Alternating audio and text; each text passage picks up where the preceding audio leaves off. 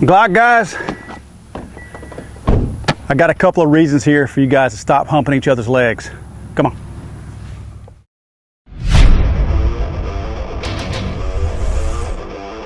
The Generation 5 by Glock, available in 17 and 19 models. For those of you not familiar with their models, those are only in 9mm. No other calibers are available at this time. This pistol is different for Glock. It has no finger grooves, kind of a blast from the past. Went back to the old days of Glock when a Glock fit pretty much everybody's hand. You put the finger grooves in there and it's going to limit the people who can actually access this pistol comfortably and control it comfortably. You're definitely at the mercy of whatever size those finger grooves are. I never noticed much difference in it, but heard lots of complaining out there over the years. Flared Magwell, one of the best things Glock could have done for this particular pistol. It will certainly aid in your reloads without question. It flares it just enough and gives it just enough of a ramp all around the magwell to allow for much easier insertion of a full magazine, especially in a high stress situation. Ambidextrous one-piece slide stop lever. This is a little bit different for Glock also. First time I've seen them try to do something that was truly ambidextrous. I know they've made the change where you could actually have your mag catch swap to the other side, but this to me was kind of a big deal, something I really didn't expect. That's where the FBI requirements most likely kind of pushed them in this direction. I doubt Glock would have made this improvement on their own if they weren't trying to set up a pistol for the FBI. Nice that we get this passed on to the civilian version. I'm right-handed, so I could care less, but the lefties out there are going to like this. The front of the slides are rounded to match the Gen 4 subcompacts, but the very odd and unusual thing for Glock perfection, quote unquote, is the very fact that they didn't try to round the frame, which looks a little clumsy and maybe like they forgot something. Just saying. Didn't expect that from Glock. Glock is usually on their game when it comes to making things work with one another, and that to me seemed like a, oh well, nobody will notice kind of thing, and everybody notices. Landing groove rifling instead of the polygonal. Big deal right there as far as I'm concerned. We'll have more on this in a later episode of Legally Armed America, but that is kind of a big deal. There were some fouling issues in the past where people didn't want you to shoot lead in your polygonal barrels inside your Glocks because it could create some issues in there. We'll get more on that later, but in terms of accuracy, it makes perfect sense to me that you have a landing groove rifling system on the Glock if you're going to make the claim that your pistol is just as accurate as every other striker-fired pistol on the market today.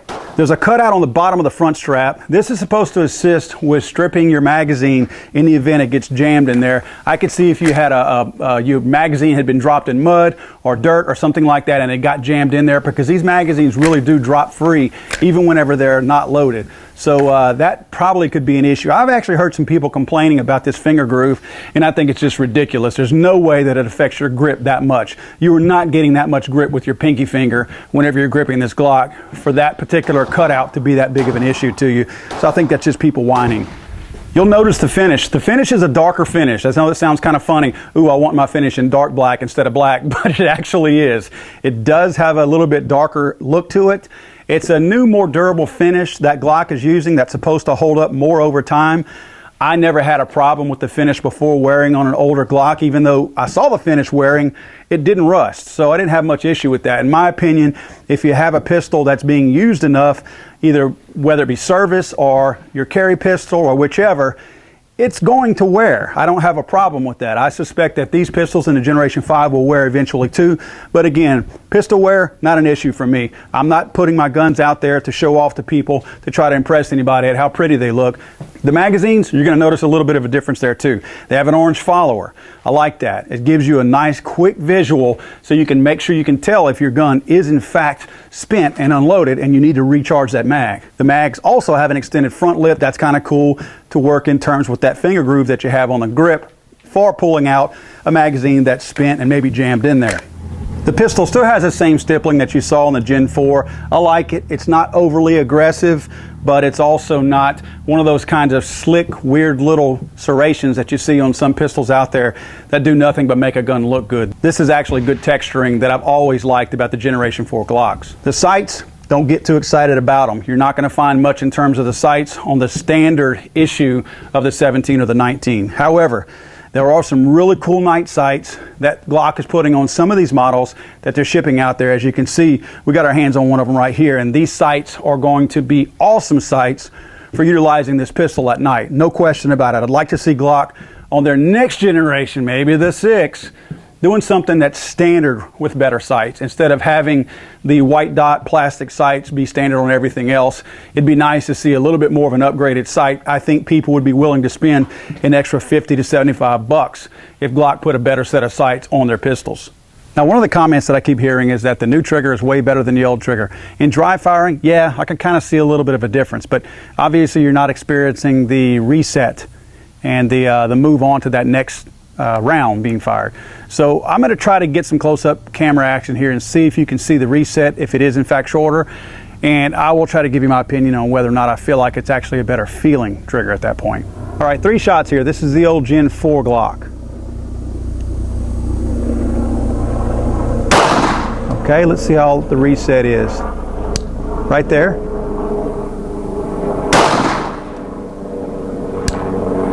Short reset. All right, let's try the Gen 5 now. Okay, you tell me if you can see any change in the reset.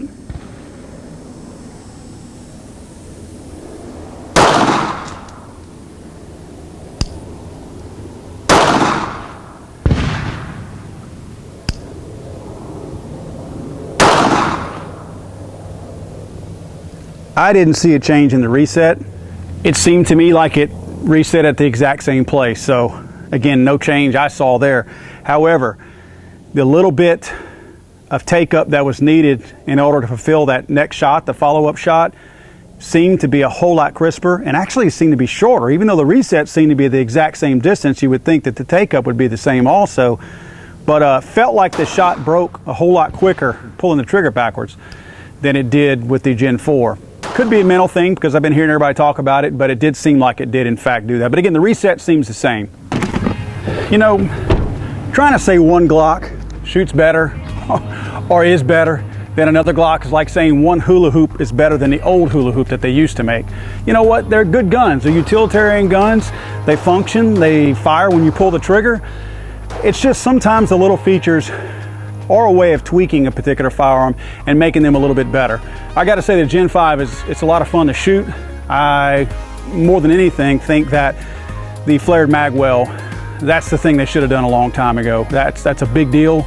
Some of the other things people might find a lot cooler, like the ambidextrous slide catch, but again, I got to say, man, the flared Magwell, that's taking a step forward. That's not just putting new hubcaps on the same old car. They actually did something different this time. Don't be disappointed if it's not a whole lot different than your last Glock, but if you're into the old mag changes and things like that, and look, the finish is a whole lot nicer. It feels better. It almost feels like it's got a lubricated feel to it. Very, very slick. So that's kind of a nice touch too. But yeah, check your one out, go to a range, shoot one, see if you like it. If not, you're not gonna be disappointed holding on to your old Glock. So in our next video, we're gonna talk a little bit more about the polygonal rifling versus the land and groove rifling. We want to show you guys some of the things that may or may not be myths out there, and we're going to try to prove or disprove them here on our show. Hey guys, if you don't mind, please subscribe to us here at Legally Armed America. Check us out on Instagram, Twitter, and Facebook as well. We definitely rely on you guys' feedback. We like to respond as much as we can. If you guys have some kind of a comment or suggestion, we are very good about responding to you all, whether it be here on YouTube, Facebook, Instagram, or Twitter. So please give us your feedback. We welcome that, and again, we're very responsive to that. Guys, as you know, every year somebody has the new Glock killer. CZ may just have that very thing.